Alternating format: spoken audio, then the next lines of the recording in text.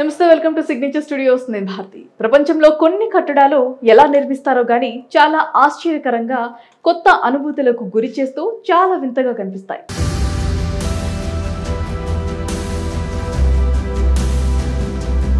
పైగా ఆ కాలంలో చాలా గొప్ప ఆర్కిటెక్చర్లు ఇప్పటికీ ఇంజనీర్లు సైతం ఆశ్చర్యపోయేలా చాలా పర్ఫెక్ట్ కట్టడాలు ఉంటాయి.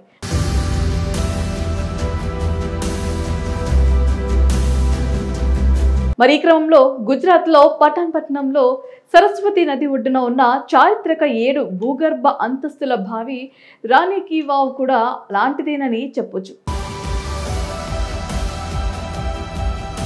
ఈ బావికి యునెస్కో ప్రపంచ వారసత్వ ప్రదేశాల వరల్డ్ హెరిటేజ్ సైన్స్ జాబితాలో చోటు దక్కించుకుంది.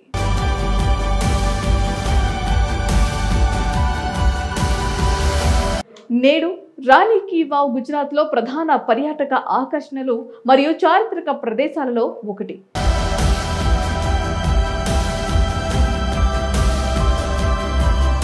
ఖతర్లోని దోహాలో జరిగిన ద వరల్డ్ హెరిటేజ్ కమిటీ సమావేశంలో యునెస్కో ఈ బావిని ప్రపంచ వారసత్వ కట్టడాల జాబితాలో చేర్చినట్లు ప్రకటించింది.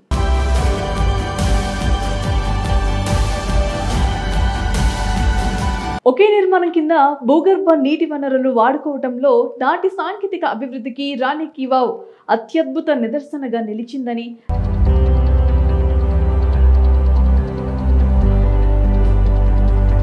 భారత్లో నాటి ప్రత్యేక భూగర్భ నిర్మాణ కళాత్మకతకు ఇది ఒక ఉదాహరణ అని కూడా ఈ సమావేశంలో యునెస్కో కొనియాడింది.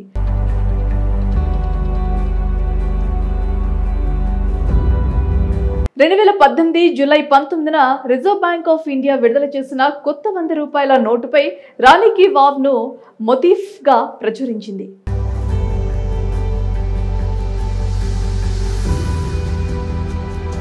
ఇక దీని చరిత్ర చూస్తే 1022 నుంచి 1063 మధ్యన రాణి ఉదయపతి ఈ బావిని కట్టించారు.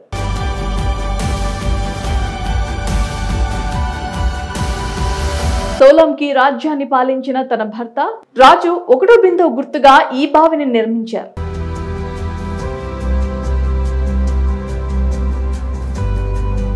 తొమ్మిది 900 ఏళ్లకు పైగా ఘన చరిత్ర ఉన్న ఈ బావి అప్పట్లో సరస్వతి నదికి వచ్చిన వరదల వల్ల మట్టిలో కూరుకుపోయింది.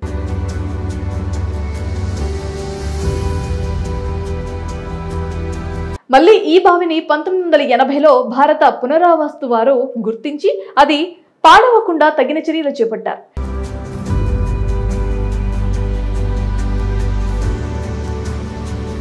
ఈ బావి యొక్క ప్రత్యేకతలు చెప్పాలంటే గుర్జర నిర్మాణ శైలిలో నిర్మించబడిన ఈ స్మారకం తూర్పు ముఖంగా 12 ఎకరాల స్థలంలో విస్తరించి ఉంది.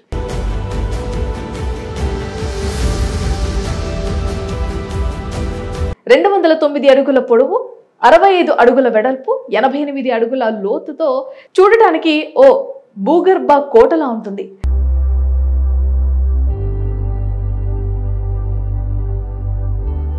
రాతితో నిర్మించిన దీంట్లో ఎటు చూసిన స్తంభాలపై శిల్పస్పందన ఉట్టిపడుతోంది.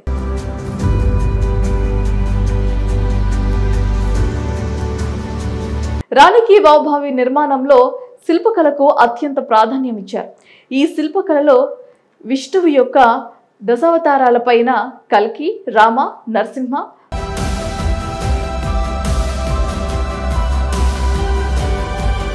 వామన, వారాహి శిల్పాలు, మాత శిల్పాలు, నాగకన్య, యోగిని వంటి అందమైన స్త్రీల శిల్పాలు,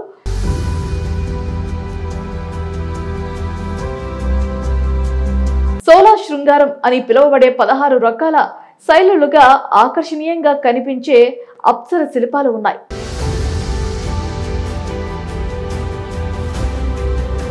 ఇందులో గంగాదేవి ఆలయం కూడా నిర్మించారు.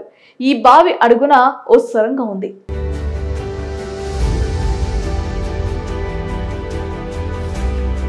అది 28 కిలోమీటర్ల పొడవు ఉండేదని, ఇప్పుడు మట్టితో నిండిందని చెబుతూ ఉంటారు.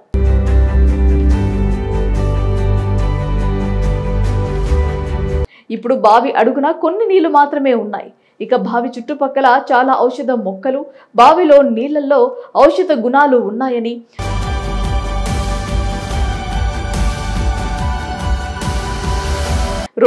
రోగాలను నయం చేస్తుందని నమ్ముతూ ఉంటారు చుట్టుపక్కల ప్రాంత వారు.